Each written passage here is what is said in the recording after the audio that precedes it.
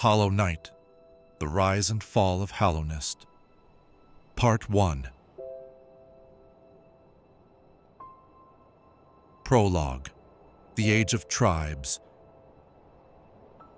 Long before you ever step foot in Dirtmouth, before the ruins, before the infection, there was a kingdom of light and dreams, a kingdom called Hallownest. This is the tragic story of gods, forgotten faith, and a child born without a soul. This is the lore of Hollow Knight.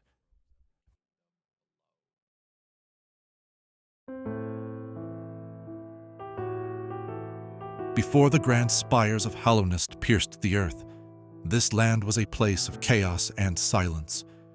It was a fractured world, split not by borders, but by nature itself. In these ancient times, there was no unified civilization, only scattered tribes of insectoid and arachnid beings, each clinging to their own corner of the wilds. High in the peaks, the moth tribe dwelt. They were beings of spirit and dream, devoted worshippers of an ancient deity known as the Radiance. They did not seek conquest. They sought only to bask in the light of their creator. Deep within the greenery, plant-like beings thrived under the gaze of Un, a being of verdant life. They were creatures of instinct and growth, rooted in the soil. Elsewhere, the proud mantis lords kept watch over their borders, and the spiders of deepness spun their webs in the dark. There was no king, no kingdom, and for most, no higher thought. They were beasts, driven by the archaic wills of their varied gods. But this era of division was not destined to last. A change was coming from beyond the borders, a force that would rewrite the destiny of every creature in the land.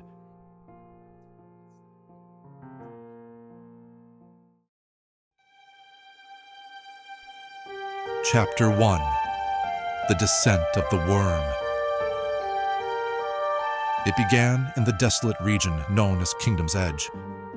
A higher being of immense power, known as the Worm, traveled to this land.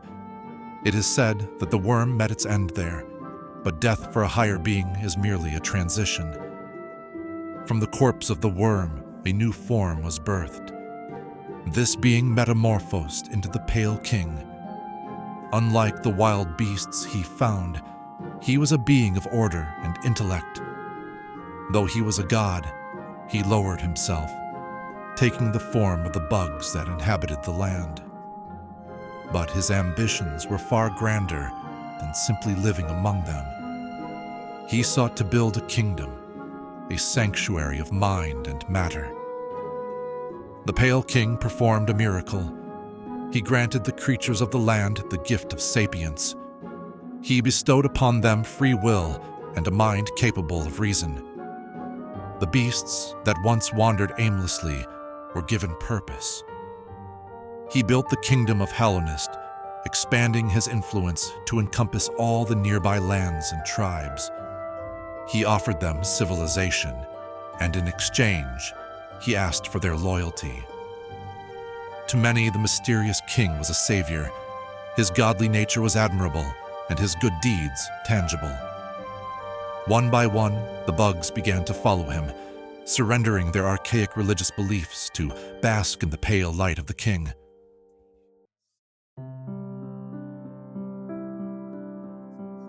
Chapter 2. The Forgotten Deity. But this rise of a new power necessitated the fall of an old one. As the bugs of Hallownest turned their eyes to the Pale King, they forgot the old gods. The most tragic casualty of this shift was the Moth tribe. Seduced by the gift of mind and the glory of the king, they abandoned their creator. They turned their backs on the Radiance, forgetting the very light that had given them life.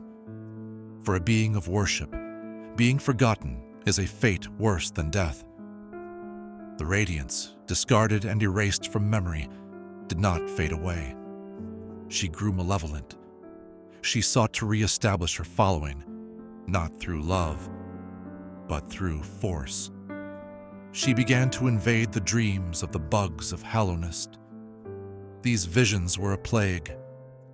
The bugs, once granted free will by the king, began to lose their minds to the light.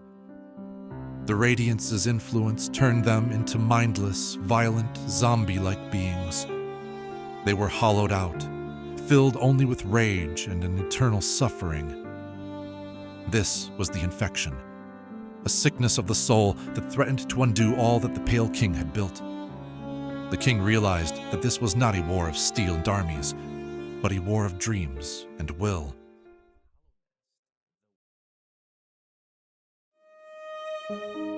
Chapter 3: The Hollow Knight. The Pale King sought to counter the radiance with a weapon. He turned to a substance opposite to the bright light of the radiance, the void. From this darkness, he created the vessels. These were living insectoid beings born of void and root. They were designed for a singular purpose: to contain the radiance. The radiance was powerless against them because they possessed no ability to dream and no free will. They were empty shells. Thousands of vessels were created in the depths of the abyss, but the king needed perfection. He needed a vessel that was purely hollow, with no mind to corrupt. Finally, he chose the purest among them. He named this chosen one the Hollow Knight.